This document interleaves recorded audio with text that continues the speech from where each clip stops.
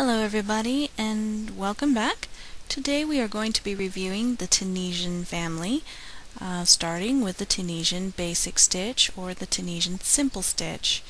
A lot of Tunisian stitches will have multiple names, but I will try to stick with the most common names. The Simple Stitch is, as its name implies, is very simple. We're going to go ahead and work a chain of 10 to make the demonstration very simple and quick and easy to follow. The Tunisian family is worked in 2 passes for each row, the forward pass and the return pass. And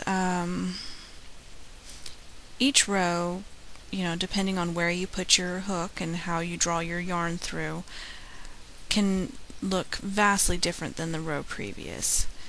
But, as I said, we're going to be sticking with the Tunisian Simple Stitch.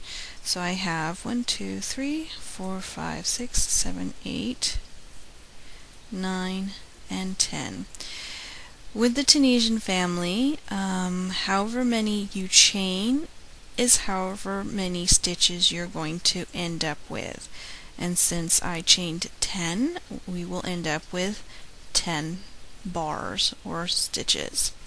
And the first loop is going to be your first stitch. We're going to ignore the chain that it is coming through and start in the next chain over. So you push through, yarn over, draw through, and you now have 2 stitches. This is similar to the setup for the single crochet, but instead of working off your loops, you're going to go ahead and keep them just like in knitting. So we'll go to the next chain, go through, yarn over, and draw through. Go through, yarn over, and draw through. And we'll keep doing this all the way back. And those of you who knit will find this to be pretty familiar. In knit terms, this would be considered casting on. And Tunisian Simple is pretty forgiving in how you pick up your chain. Some people prefer to go through the top part of the chain just as I did. Some people prefer to go through the hump, and other people prefer to pick up both the top chain and the hump and go from there. And each method is perfectly as valid as the last and results in a slightly different bottom of your work. Okay, I'm back after slightly adjusting my camera. I'm really bad about staying in frame, but I'm hoping I'll get better as I go along. So where we left off before I cut the frame and came back was at the end of picking up my stitches from my chain 10. And counting the stitches on the hook, we have 1, 2, 3, 4, 5, 6, 7, 8, 9, 10, which is how many we started off on our chain. Now that we have completed our forward pass, and we are going to start on our return pass. The return pass is very easy to remember. You yarn over, draw through 1, yarn over, and draw through 2. And you keep yarning over and drawing through 2 until you reach the very end. And you'll want to keep your yarn over, draw through 2 fairly loose, so that way you're not making an indentation in the selvage of your piece. And essentially, the return pass for the simple stitch is nothing more than a chain where you're segmenting each bar of the Tunisian Simple Stitch into their own little space. And I'm going to bring this up really close, which we can see there's little tiny holes in between each of the stitches. And we're going to take a brief moment to study the anatomy of the Tunisian Simple Stitch. You have your top row, which is your return pass, and you have your front leg, and in the back you have the back leg. And for the Tunisian Simple Stitch, we are interested in the front leg. So we're going to do another forward pass. This is going to be slightly different than doing this on a chain in the basic sense that we already have an established location to put the hook. And you're going to keep your single stitch on your hook. You're going to slide your hook into the gap between the front and the back leg and yarn over and draw through. And what happens is this turns the return pass chain on its side, and you can see the legs of the chain right through the hole, or where it used to be.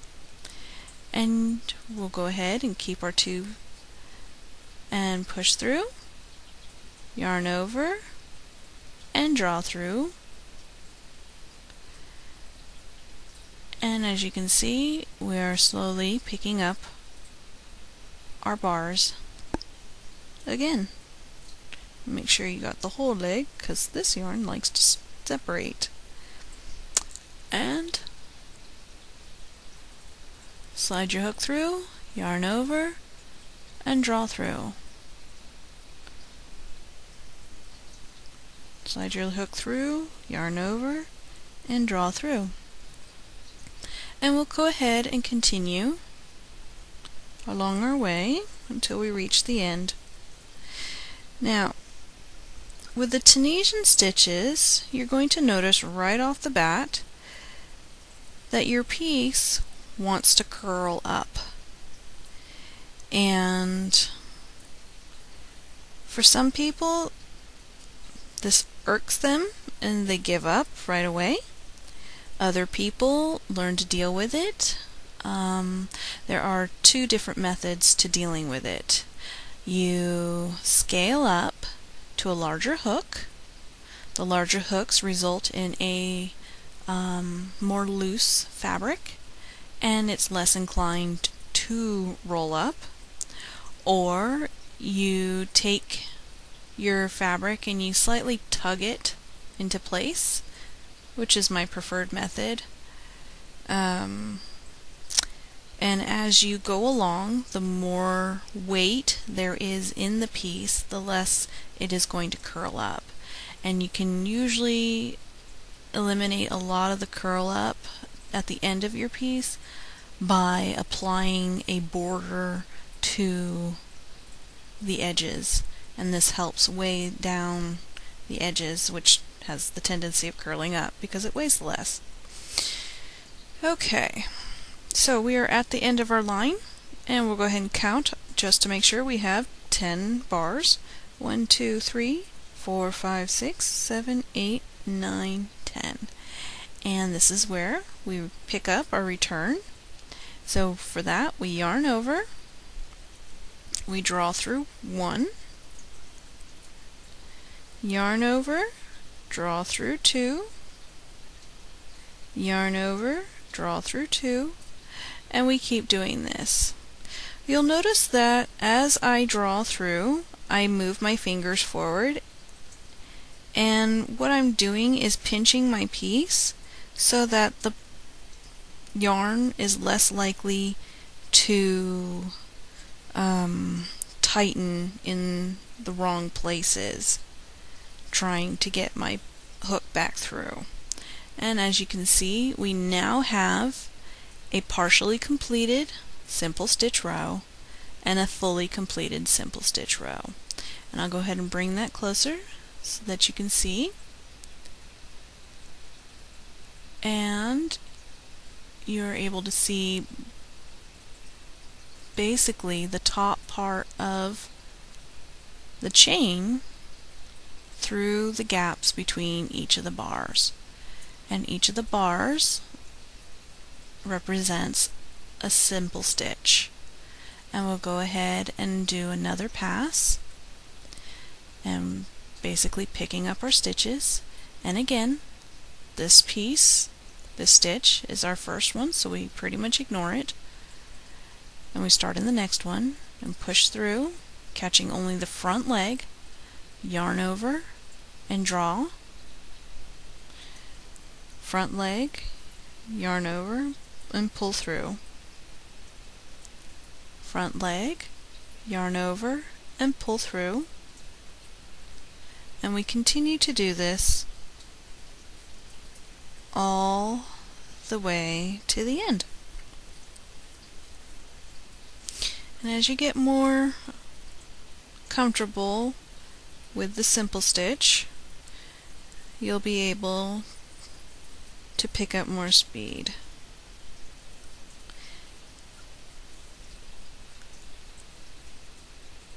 And we are done with the forward pass on our third row. And we'll go ahead and do return, yarn over, draw through one, yarn over and draw through two, yarn over and draw through two, yarn over and draw through two.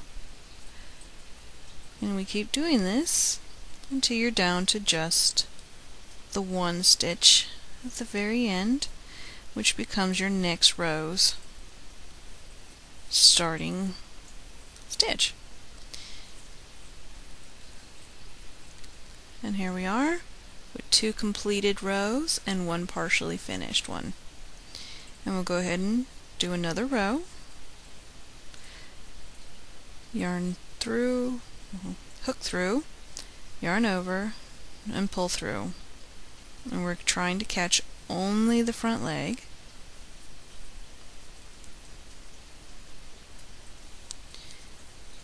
And we'll just continue along our way all the way to the end. The nice thing about the Tunisian Simple Stitch is that it's fairly easy to notice when you have picked up an extra stitch or when you have combined two of them together. And you can tell that by your vertical rows. If you've combined them, the two bars will join and then you'll only have one leading off of it. If you've added, you'll have one solid line and then it V's off into two different lines. And we'll go ahead and count again to make sure we have kept our stitch count. 1, 2, 3, 4, 5, 6, 7, 8, 9, 10. The simple stitch doesn't matter if you have 2, 3, 4, 20. You can do as many simple stitches as you want.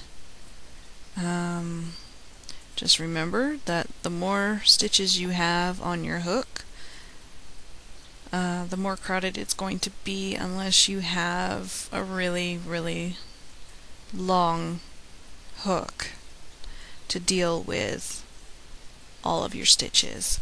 Some people get around this by using one of those stitch holders, and they carefully thread their hooks back through after dropping them off on the stitch holder. Other people use an interchangeable hook set, which is what I'm currently using, and they just add more of the cording to the end of their hook to accommodate the extra stitches.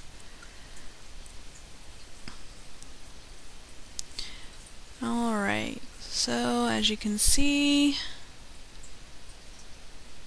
we're looking fairly even on our bars. None of them seem to be V'ing together and none of them seem to be V'ing apart, so we should still have our 10 stitches. Now, at the end of our Tunisian Simple Stitch, you will notice, as you can see, it wants to curl back up. You'll notice that you're going to need a forward pass, essentially, to finish off the top row. You won't be able to just end it here and continue along your way unless that is the appearance you want to have. If it's not the appearance that you want to have, there are two different ways that you can take care of it. You can slip stitch all the way forward by picking up each of the bars and turning it as if you were working it. By slip stitching, you're not keeping your stitches on the hook, so once you reach the very edge, you can either continue and create a more decorative border, or you can just tie it off and work with it from there. The other option is to use a single crochet border. Again, this is to give you a more decorative border. But we're going to go ahead and use a slip stitch. So we treat it as if you're going to do a regular simple stitch, but instead of keeping it, we just take the previous bar and pull through the bar. So go through, yarn over, draw through, and then treat it like a slip stitch. And we'll go ahead and go through, yarn over, draw through, and treat it like a slip stitch. And what this does is it accomplishes the final forward pass needed to give your Tunisian Simple Stitch a more uniform appearance. And you just work this all the way through to the very end. And then you draw through, tighten it down, and then cut this off. And you will end up with a finished Tunisian Simple Stitch swatch. And you'll notice on the edge you have what appears to be like a knitted selvage line, and the same thing almost for this edge as well.